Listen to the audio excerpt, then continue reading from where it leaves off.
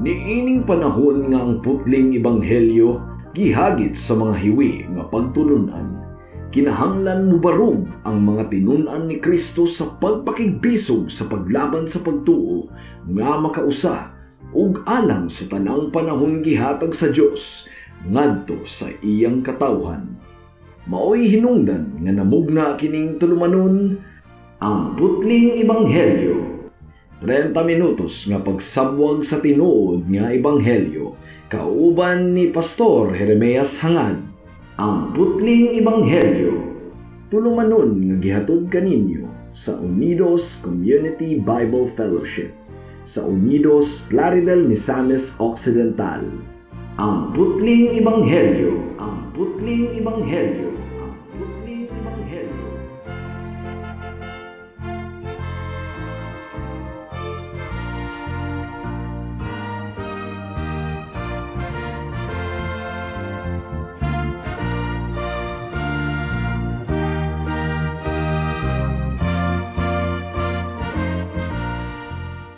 Mayong hapon, Unidos, Plaridel, Calamba, Baliangaw, Sapangdalaga, Rizal, Lupisayna, ug kutob sa tanang gidala sa Ginoo sa pagpaminaw ni ining atong programa nga giuluhan og ang putling ebanghelyo. Sa makausapa kini ang inyong igsuon ug higala sa kahanginan si Pastor Jeremias Lauri Hangad sa Unidos Community Bible Fellowship dinuyugan sa iglesia nga nag-sponsor ni ining atong programa, ang Salitran Covenant Bible Church sa Barangay Salitran, Dakbayan sa Dasmariñas, probinsya sa Cavite.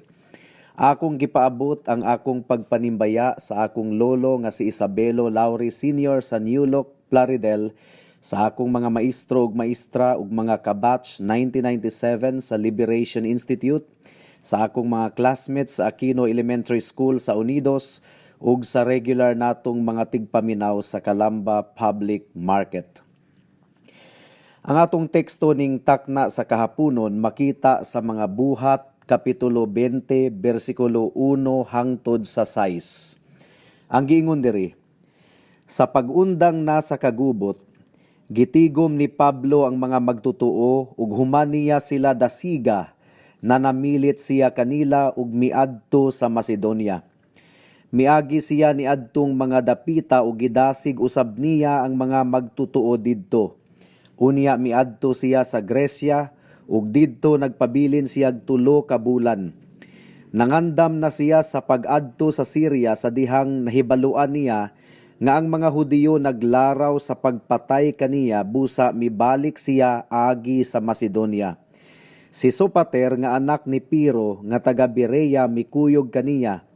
Nanguyog usab sila si Aristarco ug si Segundo nga mga taga Tesalonica, si Gayo nga taga Derbe, si Timoteo ug sila si Tikiko ug Trofimo nga taga lalawigan sa Asya. Miuna sila ug naghulat kanamo didto sa Troas. Unya pagkaliwas sa kasaulugan sa pan nga walay patubo, milawig kami gikan sa Filipos ug sa paglabay sa 5 ka adlaw nangabot kami sa Troas ug didto nagpabilin kami usa ka semana. May the Lord bless the reading and hearing of His word.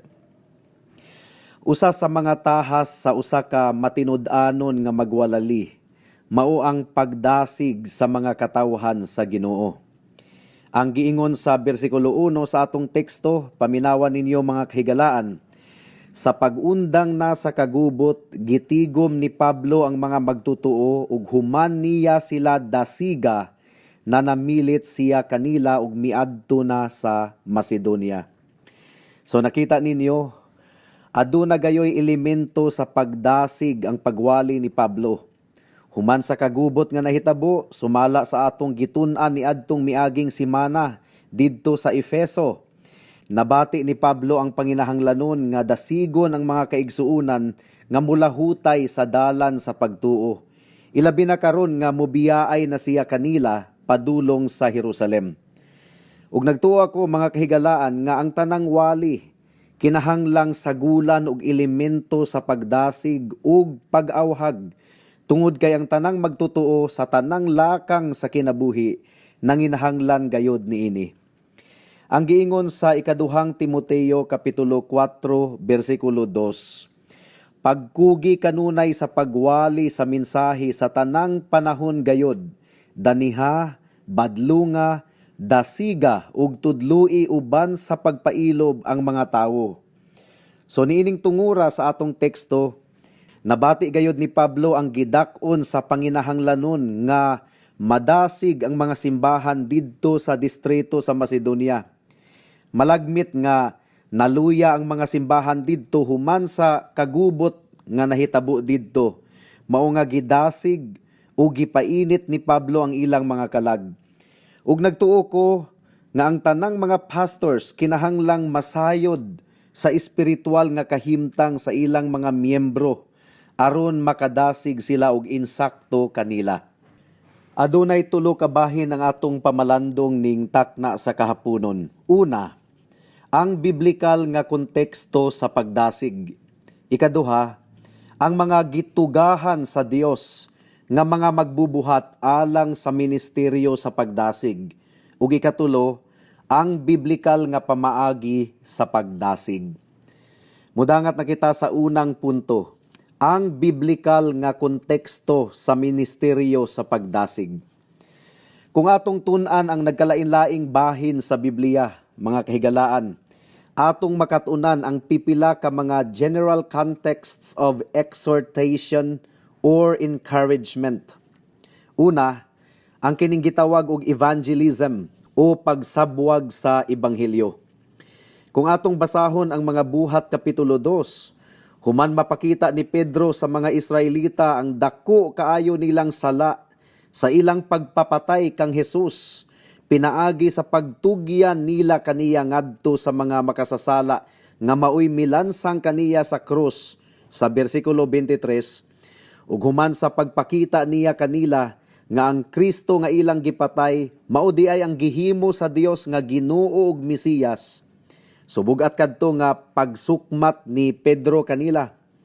Apan nagpabilin lang ba ni adto ang iyang mensahe kanila? Well, wala. Iyang gidasig ang matag Hudiyo nga pwede pa silang makaikyas gikan sa paghukom sa Dios kung sila maghinulsol. Tungod kay si Kristo nga ilang gilansang didto sa cross, mupasaylo gayod kanila kung sila maghinulsol sa ilang sala ug mudangop kaniya. Paminawan ninyo ang buhat kapitulo 2 bersikulo 40. Ang giingon dire, naghatag si Pedro og daghan pang pagpamatuod kanila ug miagda nga nag-ingon, luwasan ninyo ang inyong kaugalingon sa silot nga ipahamtang niining dautang katawhan. Mao nga human sila kahatagi og pagdasig ni Pedro, ang giingon sa bersikulo 41, daghan kanila ang mituo sa iyang mensahe ug nagpabautismo. Mga 3,000 katawo ang nahidugang sa pundok sa mga magtutuo ni adtong adlawa. Ang ikaduhang konteksto sa pagdasig sa Biblia, mao ang pagdasig sa mga magtutuo aron mulahutay ug mupabilin sa pagpangalagad sa Ginoo. Mga buhat kapitulo 11 bersikulo 23, paminawan ninyo. Ang giingon dire, sa pag-abot ni Bernabe didto ug sa nakita niya nga gipanalanginan pag-ayo sa Dios ang katawhan, nalipay siya o gidasig niya silang tanan nga magpabilin nga matinumanon diha sa Ginoo uban sa bug-os nga kasing-kasing. Mausab kini ang gibuhat nilang duha ni Pablo sa kapitulo 14 bersikulo 21 ug 22. Ilang gilig-on ang mga magtutuo didto sa Antioquia sa Pisidia o gidasig nga magpadayon diha sa pagtuo. Miingon sila nga kinahanglang muagi kita sa daghang mga kalisdanan aron makasulod sa gingharian sa Dios. So ang tinuod nga pagdasig, mga kahigalaan, dili magpanuko sa pagpakita sa kamatuuran nga ang kinabuhi nga Kristohanon aduna gayoy daghang mga pagsulay.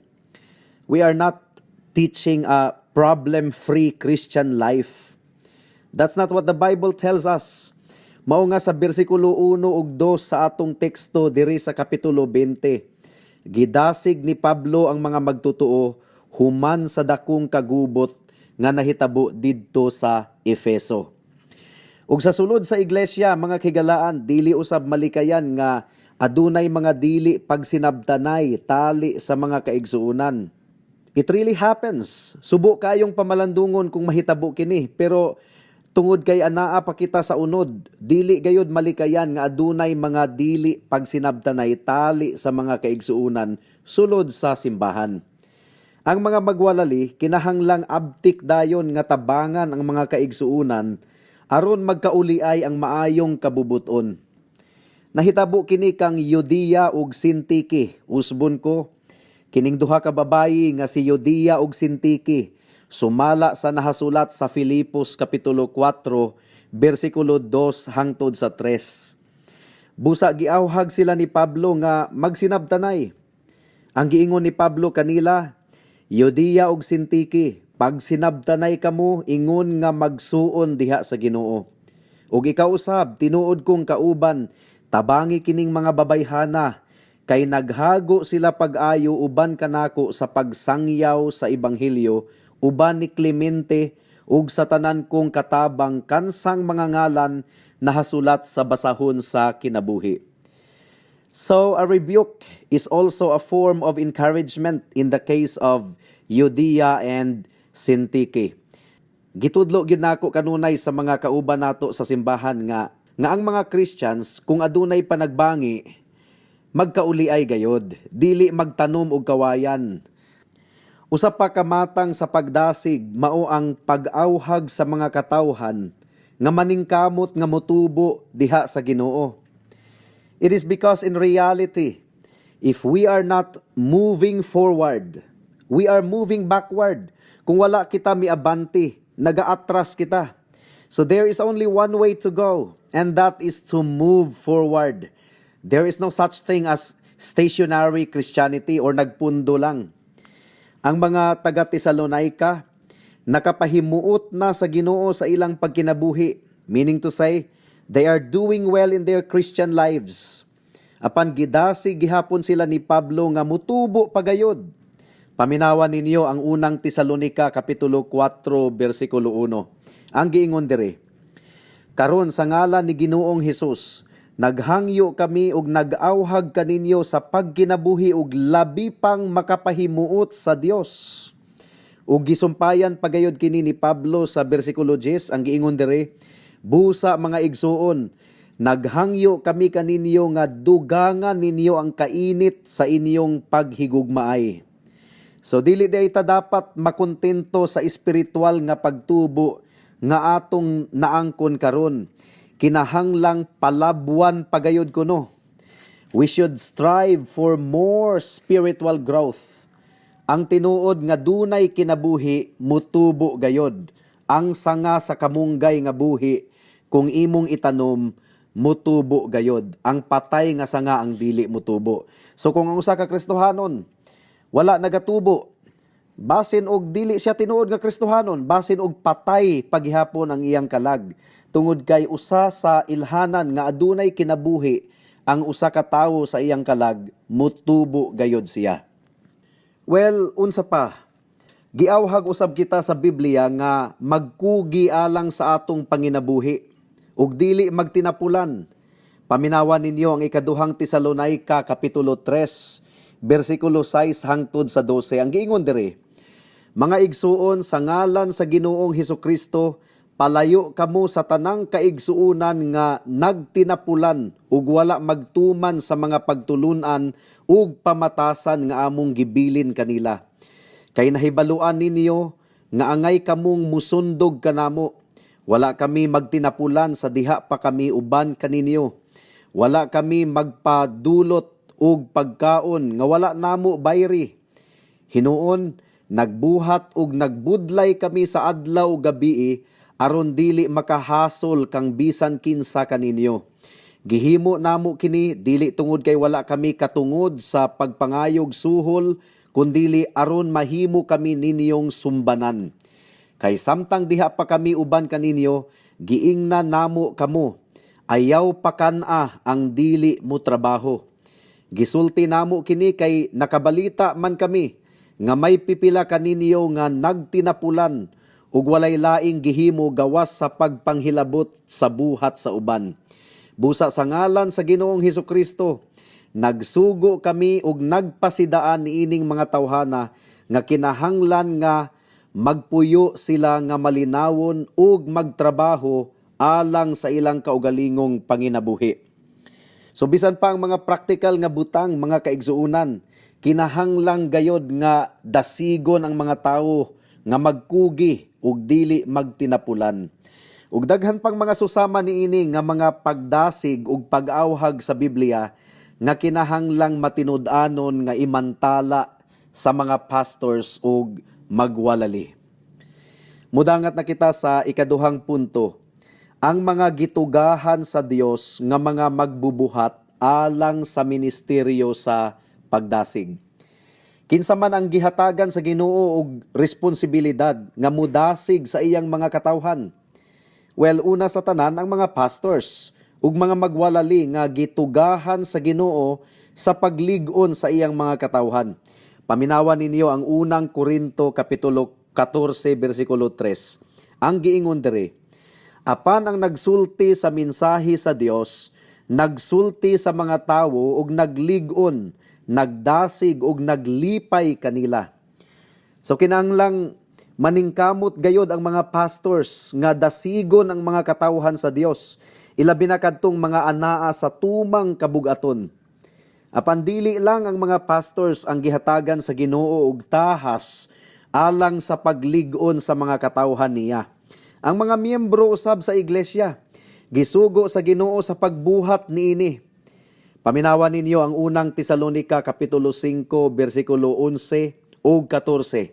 Ang giingon diri, tungod niini pagdinasigay ug pagtinabangay kamo sama sa inyong gihimo karon. O di ba? Pagdinasigay ug pagtinabangay kamo sama sa inyong gihimo karon. Mao kini ang giingon sa bersikulo 11. Sa bersikulo 14 ang giingon diri, nag-awhag kami kaninyo mga igsuon nga inyong pahimatngunan ang mga tapulan, dasigon ang talawan, tabangan ang maluyahon ug pagmapailubon kamo kanilang tanan. So ang mga kaigsuunan, apil di ay usab sa mga adunay tulubagon sa buluhaton sa pagdasig ug dili lang ang mga pastors. Mudangat na kita sa ikatulong punto, ang biblikal nga pamaagi sa pagdasig. Unsaon man nato sa pagdasig ang mga katawhan sa Dios? Ang Biblia nagtudlo kanato nga buhato nato kini una sa tanan diha sa pagkamatarong. Atong basahon ang unang Tesalonica kapitulo 2 bersikulo 3 hangtod sa 5. Ang giingon diri, dili sayop ang among giwali, dili usab dautan ang among tuyo ug wala kami maglimbong kang bisan kinsa. Nagwali kami kay napamatud-an sa Dios nga kapiyalan kami sa maayong balita. Wala kami tuyo sa pagpahimuot sa tawo, kundili sa Dios nga nagsusi sa atong kasing-kasing. Nahibalo kamo nga wala kami mag-ulog-ulog kaninyo, umay gitabun-tabunan nga kahakog, ug ang Dios maoy among saksi. So klaro kaayo mga kaigsuunan nga ang pagdasig kinahanglang buhaton kini diha sa pagkamatarong, walay ulog-ulog. Ikaduha, ang atong pagdasig kinahanglang giniyahan sa insakto nga doktrina. Ang Tito kapitulo 1 bersikulo 9, naglarawan kanato sa usa ka mahinungdanon nga kinaiya nga kinahanglang mabatunan sa usa ka pastor. Ang giingon diri, kinahanglan nga magpabilin siyang lig-on diha sa kasaligan nga pagtulunan nga gitudlo kaniya aron makadasig siya sa uban ug makabadlong sa sayop niadtong musupak niini. So the ministry of exhortation should be in accordance to sound doctrine. Ug ikatulo, kinahanglang nakasentro kang Kristo ang tanang buluhaton sa pagdasig sa mga katawhan sa Dios.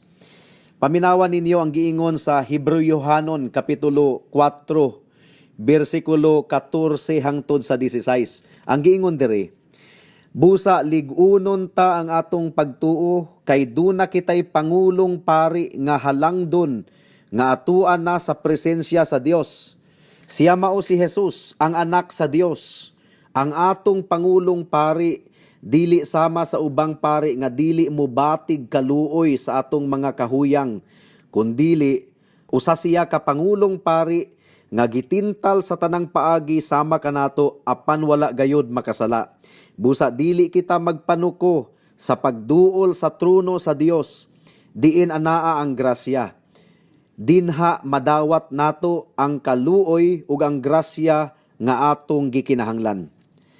So if the ministry of exhortation and counseling is focused on Christ, it can never go wrong, mga kahigalaan. Mudangat na kita sa mga aplikasyon. Alang sa mga magtutuo, paminawan ninyo og utro ang bersikulo 3 sa atong teksto sa Buhat Kapitulo 20. Ang giingon diri, unya miadto siya sa Gresya ug didto nagpabilin siya 3 ka bulan. Nangandam na siya sa pag-adto sa Syria sa dihang nahibaluan niya nga ang mga Hudiyo naglaraw sa pagpatay kaniya. Busa mibalik siya agi sa Macedonia. Kung namatikdan ninyo mga kaigsuunan, daghan ang higayon nga akong ginatudlo dinhi sa kahanginan, nga ang mga kaaway sa Ebanghelyo, giniyahan sa ilang amahan nga mao ang yawa, dili gayod passive sa ilang pagpakigsangka, batok sa mga sulugoon sa Dios. Kung aduna lang gayod sila higayon, they could go as far as killing the preachers of the gospel. Nahitabo na kini sa nagkalain-laing dapit sa kalibutan, nga ang mga magwalali gipang patay. Ang ubang kaso tungod sa kasina, sama sa mga Hudiyo sa atong teksto karon nga nasina kang Apostol Pablo. Apan ang kasagarang rason nganong pagapatyo nila ang mga magwalali, mao nga nasuko sila pag-ayo gumikan kay ang mga magwalali nagamantala man sa kamatuoran. Ang Ebanghelyo dili magpanuko sa pagpahibalo sa mga katawhan nga sila makasasala gumikan kay misupak sila sa balaod sa Dios, nga kung dili sila maghinulsol ug mubiya sa ilang kasalanan ug mutuo ug musalig sa atong Ginoong Hesukristo lamang, ingon nga Dios ug manluluwas, maalaot gayud sila hangtod sa kahangturan. Kini nga mensahe, mga kaigsuunan, makapasuko gayud kanila, mao nga susama sa gibuhat ni Herodias sa pagpapatay kang Juan Bautista, gumikan kay gikondenar man ni Juan ang iyang imoralidad, pagpangabit. Ang mga kaaway sa Ebanghelyo, aktibo gayod nga magalaraw og dautan, aron mapukan ang mga mensahero sa Ginoo. Salamat na lang gani tungod kay sa bersikulo 4 ug 5, gisuportahan o giatimanan og duro si Pablo sa mga kaigsuunan sa pagtuo, aron makalikay siya sa daotang laraw sa mga Hudiyo. Alang sa mga wala pa kang Kristo, nagaawhag ang Dios kaninyo karon nga makig-uli kaniya samtang aduna pay higayon. Andam siya sa pagluwas sa tanang mudangop kaniya, ug mupashaylo kanila ug mulimpyo sa tanan nilang kasalanan. Mao nga ikaw higala, duol kang Hesus karon, ug iya ikaw nga pagaluwason. Amen. Hangto dinhi na lang kita taman sa atong pagtuon ning takna sa kahaponon tungod kay wala na kitay oras pa.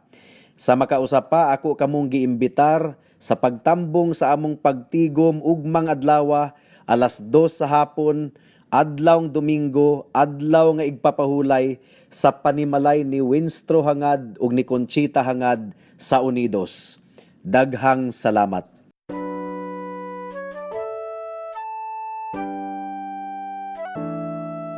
Noon ay bulag ako sa daan ng kaligtasan.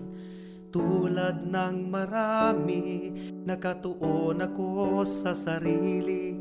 Mabait naman at matulungin at walang kapwang inabuso. Kung kaya't ang tiwala ko, malamang ligtas ako.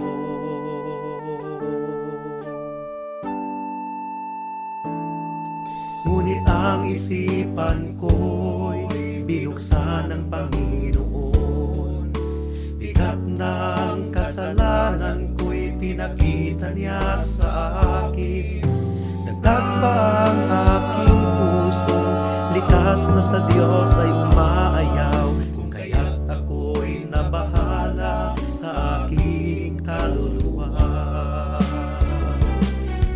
Ano nga bang batayan ng katubusan at kaligtasan ng isang katulad kong makasalanan? Ngayon ay batid ko na ako'y walang magagawa upang ituwid ang aking kaluluwa sa harapan ng Diyos. Ako'y tumawag kay Jesus at nagtiwala ng lubos sa kanyang kapatawaran at awang puspos. Siya lang ang manunubos pagkat siya'y namatay sa krus. Dahil sa aking kasalanan, ang sumpa sa kanya'y binuhos.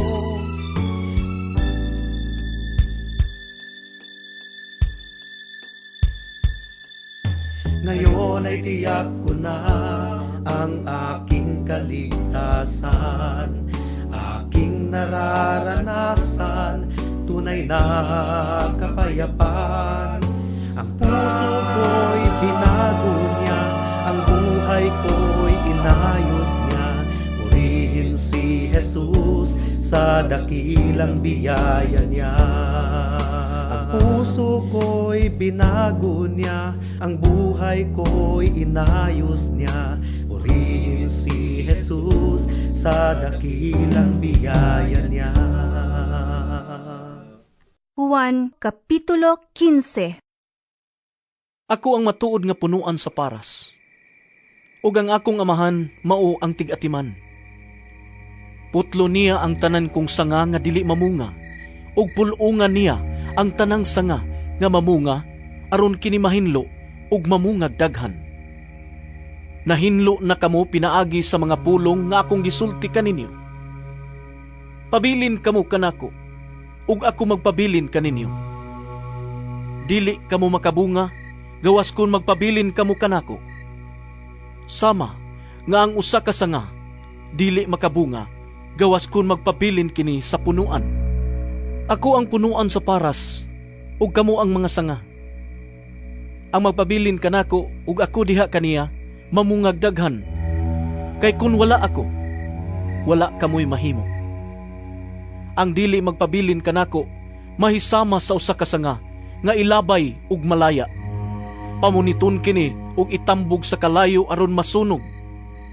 Kung magpabilin kamo kanako ug ang akong mga pulong magpabilin kaninyo, makapangayo kamog bisan unsa ug madawat ninyo kini. Sa inyong pagpamungag daghan, kapasidunggan ang akong amahan, ug sa ingon niini, kamo mahimong akong mga tinun-an. Nahigugma ako kaninyo, ingon nga ang amahan nahigugma kanako. Pabilin kamo sa akong gugma. Kung tumano ninyo ang akong mga sugo, magpabilin kamo sa akong gugma, sama nga ako nagtuman sa mga sugo sa akong amahan ug nagpabilin sa iyang gugma. Gisultihan ko kamo niini aron mabatunan ninyo ang akong kalipay ug mahingpit ang inyong kalipay. Kini mao ang akong sugo. Paghigugmaay kamo, sama nga ako nahigugma kaninyo. Ang labing dakong gugma nga ikahatag sa usa ka tawo ngadto sa iyang mga higala, mao ang paghatag sa kaugalingon niyang kinabuhi alang kanila. Kamo akong mga higala, kung buhaton ninyo ang gisugo ko kaninyo. Dili ko na kamutawgon nga mga sulugoon. Kaya ang sulugoon, wala mahibalo sa gibuhat sa iyang agalon.